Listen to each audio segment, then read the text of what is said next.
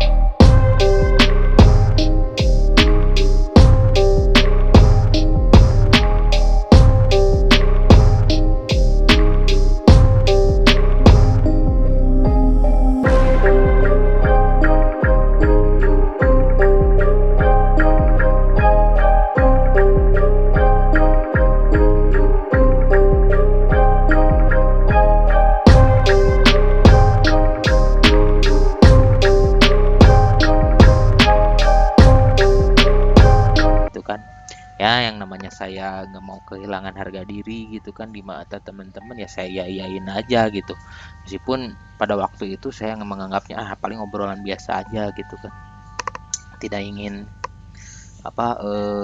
ada obrolan lebih lanjut. Namun saya berharap dapat sesuatu impact, rasa hormat mungkin ya di antara teman-teman saya. Masa orang daerah tidak punya gitu atau tidak mengerti hal-hal seperti itu gitu kan. Ya, tapi yang namanya orang kan beda-beda gitu kan.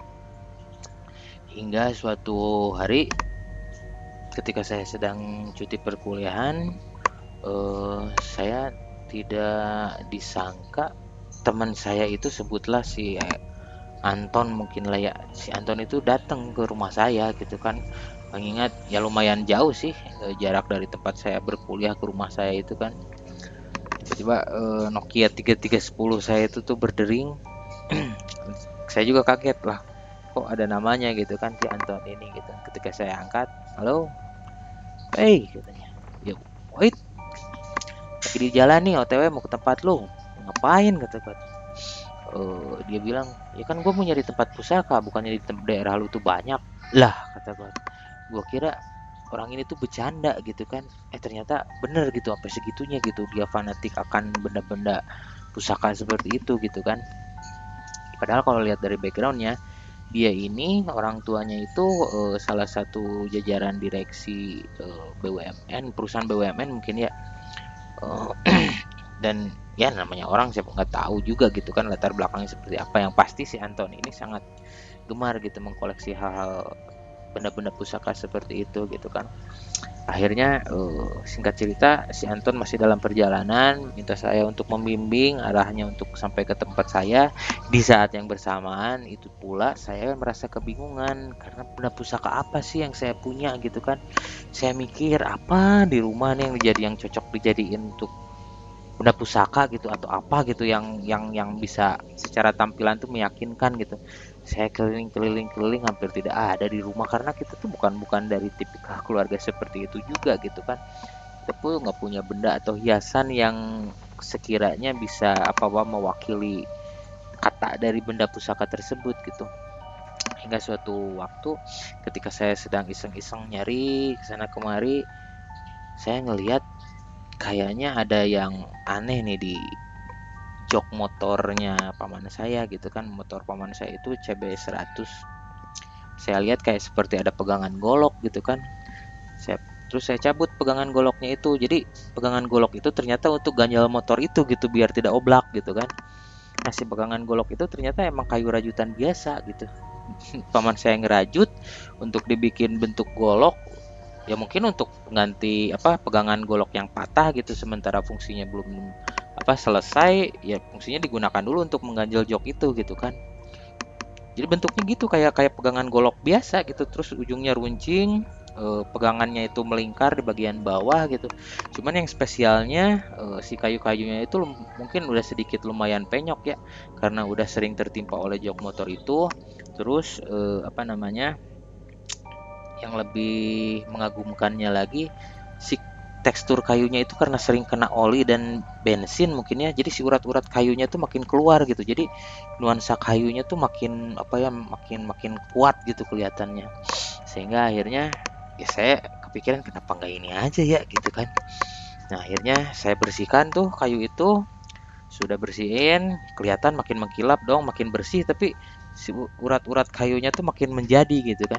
Akhirnya saya apa nyari cara lagi gimana caranya gitu biar makin meyakinkan ini tuh menjadi sebuah alat pusaka gitu. Akhirnya saya buka-buka lemari nyari kain putih gitu. Akhirnya dapat kebetulan salah satu bendera apa bendera bekas klub futsal saya gitu. Saya gunting bagian putihnya, robek asal aja biar kelihatan seolah-olah kain apa ya putih yang ya yang lusuh gitu gitu kan. Bendera yang namanya sering dipakai pasti lusuh gitu kan. Nah, saya bungkus tuh dipakai apa? Dipakai untuk membalut si alat benda pusaka itu gitu kan, si pegangan golok itu tadi gitu kan. Cuman masih belum meyakinkan juga apa itu gitu kan. Akhirnya saya ingat bahwa ibu saya dulu pernah punya minyak wangi yang dia nggak suka gitu. Ya minyaknya aneh sih, dia beli gitu, cuman nggak cocok ya. Saya semprot-semprot lah ke situ ke benda itu seolah-olah biar agar wangi dan makin meyakinkan. Akhirnya singkat cerita teman saya itu si Anton itu datang sampai ke rumah dengan semangatnya yang menggebu-gebu. Dia nagih, "Pei, mana Pei? Ayolah," katanya, "cepet dong, udah jauh-jauh gua datang," katanya. Ya sabar sabar gitu kan. Ya aku berusaha seolah tenang aja gitu dalam kondisi seperti itu gitu kan. Di sisi lain kalau aku ya namanya anak muda gitu masih ada gengsi gitu untuk mengakui kelemahan sendiri gitu kan. Apa pingin pingin ngerasa dihormatin aja gitu di circle kita dan di teman-teman yang lain gitu. Akhirnya aku pura-pura aku beranjak ke kamar, aku bawa benda pusaka itu, dan ketika aku sodorkan ke dia, dan dia itu kayak yang kagum gitu dengan ekspresi wajahnya gitu, dengan gesturnya gitu, kayak yang wah keren nih katanya. Terus dia tuh buka secara perlahan sambil komat kamit, sambil entah baca apa gitu kan, saya juga nggak ngerti gitu kan. Tiba-tiba dia pegang benda pusaka itu, dia pegang, dia taruh di dalam apa di depan dada, dan si ujung goloknya itu, kayunya itu ditaruh di depan jidat, dan selang beberapa menit sambil komat kamit badan dia itu bergetar kayak orang yang hipotermia gitu kan, bergetar sambil sambil merapal air tertentu. Dan udah dari situ dia pakai gerakan-gerakan seperti silat gitu kan, shut shut shut shut shut. Nah udah gitu dia narik nafas panjang, dia buang dan langsung bilang, "Gila ini, luar biasa, Fei. Tahu kekuatan yang ada di sini tuh, gua nggak nyangka nih bisa sebesar ini. Tapi gua yakin ini tuh benda pusakanya yang masih muda," katanya. Men, kebayang nggak sih lo di otak gua saat itu, ini orang kenapa sih gitu kan? Sehingga akhirnya ya kita diskusi-diskusi ringan gitu kan mengenai silsilah. Ya deh kalau gue tentunya ngebohong ya tentang silsilah dan awal dari benda pusaka itu dari mana gitu. Dan singkat cerita, ujung-ujungnya pertemuan kita itu teman saya itu memaksa untuk membeli alat pusaka itu. Itu yang saya makin lucunya gitu kan. Saya heran ini tuh orang tuh bener bisa nggak sih, bener ngerti nggak sih akan apa benda-benda pusaka atau benda-benda gaib gitu. Soalnya itu cuma benda yang biasa aja gitu kan. Nah udah gitu dia maksa, si Anton ini maksa buat beli benda itu. Ayolah gua maharin nih ini karena barang yang unik dan spesial, saya belum punya punya nih pusaka seperti ini gitu kan. Ya terus saya dengan apa, dengan sikap-sikap yang tahan harga ya biar nggak kelihatan palsu gitu kan, saya coba tahan-tahan, maaf, saya coba nahan-nahan tuh. Sorry Ton, ini kayaknya nggak bisa gua kasih deh buat lu, soalnya ini lumayan berat nih untuk ngurusnya juga, kata aku bilang gitu gitu, aku berusaha menolak gitu, soalnya itu cuma benda biasa gitu, aku nggak punya maksud apa-apa gitu dengan benda itu gitu, tapi dia kekeh untuk menjualnya gitu, aku juga masih kekeh gitu untuk nggak mau benda itu sampai dia bawa gitu, soalnya apa ya, itu bukan benda pusaka gitu, takutnya ketika nanti dia berhadapan dengan seseorang yang mengerti hal itu terus adu ilmu terus kalah terus ada apa-apa dengan dia, kan saya gitu kan yang apa, yang takut dipertanggungjawabkannya gitu kan. Ya tapi ujung-ujungnya juga akhirnya kalau ngelihat nominal uang yang dia sodorkan ya saya mengalah sih.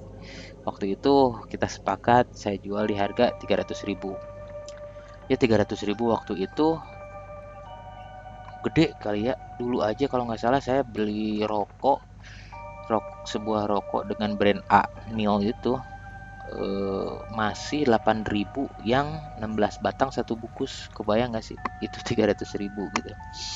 Ya udahlah gitu, apa saya juga nggak mau memperpanjang lagi gitu kan.